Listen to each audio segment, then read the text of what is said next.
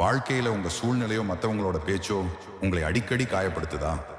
மனதளவில் பலவீனமா இருக்கீங்களா? அப்போ உங்க மனதை இரும்பாக மாற்றும் ஸ்டாய்சிசம் தத்துவத்தின் 4 சுய கட்டுப்பாட்டு ரகசியங்களை கேளுங்கள்.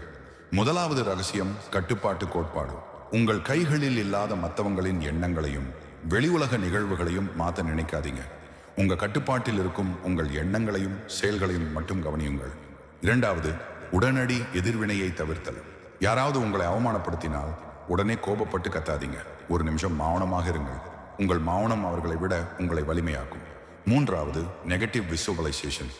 ஒரு காரியத்தை தொடங்கும் முன்பே அதில் வரக்கூடிய மிக மோசமான தோல்விகளை மனதால் கற்பனை செய்து பாருங்கள்.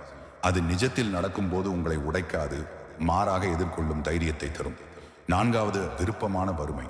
வாரத்தில் ஒரு நாள் உங்களுக்கு பிடித்த ஆடம்பரங்களை தவிர்த்து மிக எளிய வாழ்க்கையை வாழுங்கள்.